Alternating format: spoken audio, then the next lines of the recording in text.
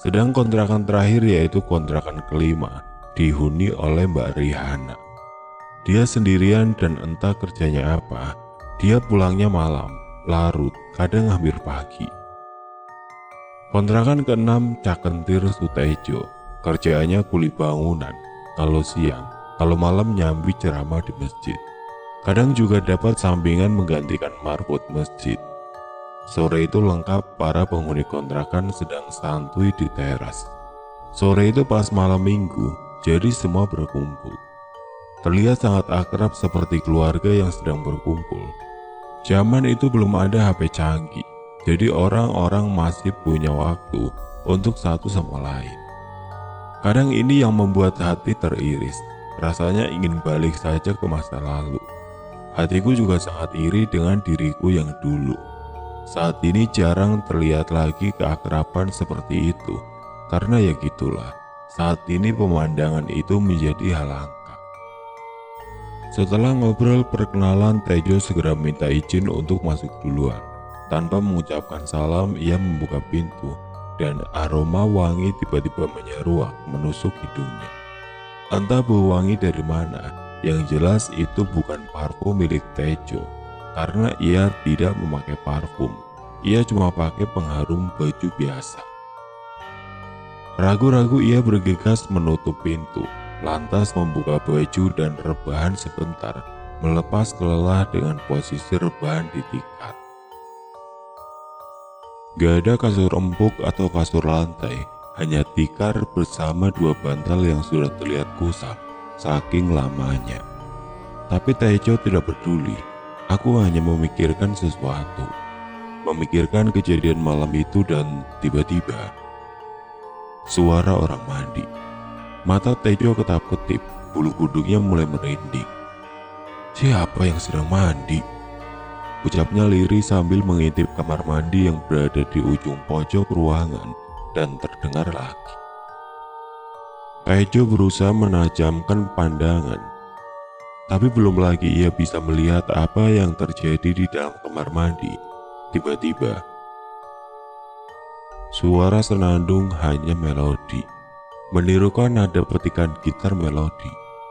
Tejo langsung menegakkan punggung berdiri, lalu berbalik pelan, kemudian jinjit-jinjit, sambil berjalan meninggalkan kamar mandi. Sampai di depan pintu kamar, ia berhenti. Untuk sesaat ia membeku.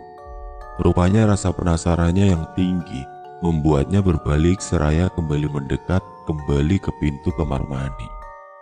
Ia mendekatkan telinganya ke daun pintu kamar mandi. Tidak kembali pulang sebelum kita yang menang. Walau darah menetes di medan perang, demi si dia, aku rela berkorban. Maju, ayo terus maju. Asem, malah jatuh be aku.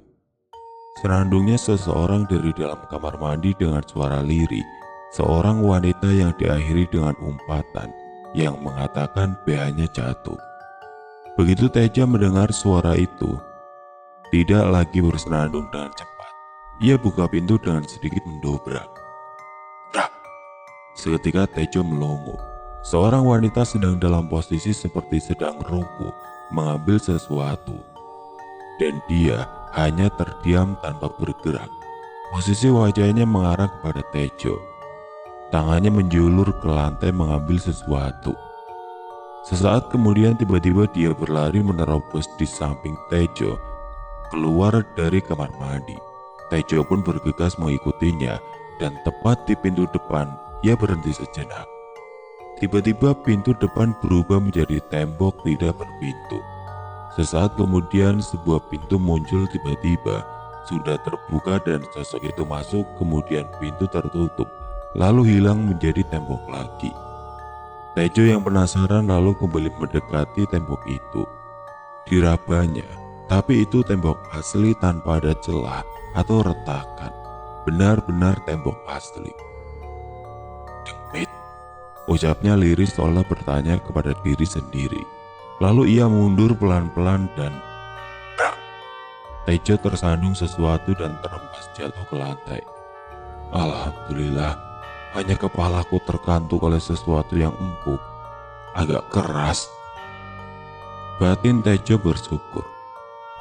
Jika tidak, kepalanya pasti membentur lantai dan entah apa yang akan terjadi. Kalau langsung ke lantai pasti bocor, minimal gegar otak atau bisa koma. Batin Tejo ngeri. Seketika ia berusaha bangkit dan menoleh ke arah sesuatu yang menyangga tubuhnya tadi yang sedang tergeletak di lantai. Yang jadi landasan saat ia jatuh ternyata sosok pocong yang terbujur tengkurap. Muka menghadap lantai, ternyata posisi saat ia mendarat tadi tepat di bokong pocong tersebut. Dan yang mengenai kakinya yang membuatnya terjengkang tadi adalah sebuah pegangan keranda dari bambu. Geleng-geleng kepala ia dibuatnya. Dasar demit, di dalam kontrakan ada keranda sama pocong. Keranda tepat melintang menghadang pintu. Tejo terpaku, tidak bisa kemana-mana karena dihadang keranda di belakang pocong. Bayangan mata Tejo menangkap sesuatu yang bergerak. Ia kembali menoleh ke arah pocong dan posisi pocong sudah berjongkok. Pocong itu sedang menatapnya. Keduanya saling beradu pandang dengan jarak hanya beberapa puluh sentimeter. Di saat yang genting itulah Tejo ingat nasihat ayahnya.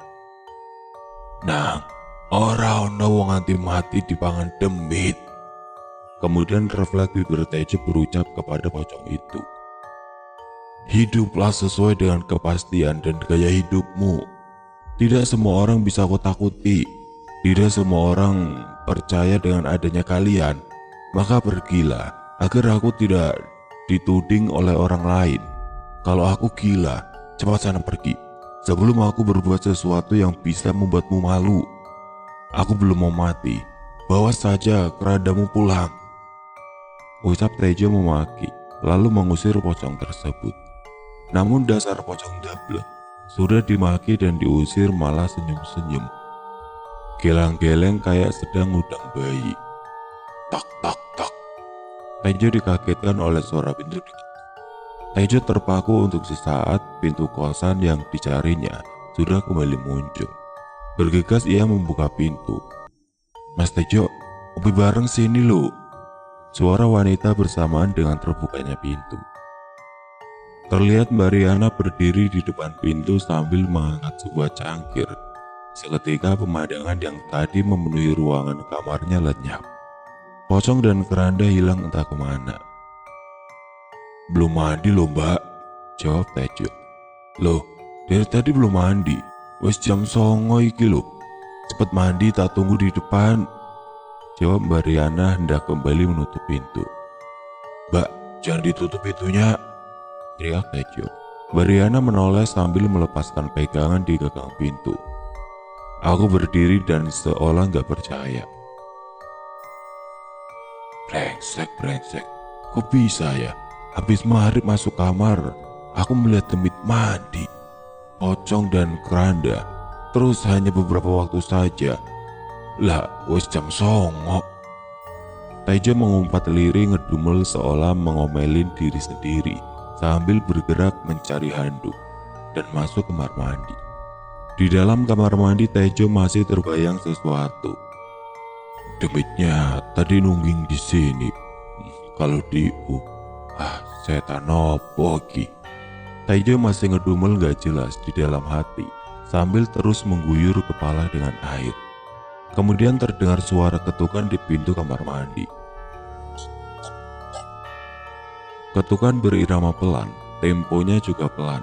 Tejo diam sejenak menajamkan pendengaran, berusaha meyakinkan diri bahwa memang ada yang sedang mengetuk pintu kamar mandi. Buruan! Suara lirih dari luar kamar mandi tiba-tiba kembali terdengar ketukan agak keras. Tak, tak. Mie ayam 1, sahut Tejo dan bergegas menyudahi mandi. Takut didobrak dan kejadian yang sama ketika Tejo dobrak demi tadi. Asem, malah sarung ketinggalan, ucap Tejo mencari sesuatu dan hanya ada sebuah kaos oblong yang tergantung di situ. Terpaksa ia handukan pakai kaos. Kok bisa ya? Perasaan tadi aku sudah bawa handuk. Batin Tejo bingung. Begitu ia membuka pintu seketika, ia hentikan gerakan. Tercengat. Di depan pintu kamar mandi berdiri wanita bergaun putih lusuh. "Sebentar, aku keluar dulu," ucap Tejo sambil mencari celah dan lewat di pinggirnya. Ternyata banyak wanita-wanita yang sudah antri di depan kamar mandi. Ada 5 sosok wanita bergaun sama, putih lusuh, dengan rambut terurai ke samping, aut-autan, dan semuanya diam. "Habis mandi, nanti ngaji," Tejo berucap sembali berlalu. Para demit hanya terdiam dan entah apa yang dilakukannya, hanya sekedar mengganggu, menakuti, atau memang ingin mandi benar-benar mandi.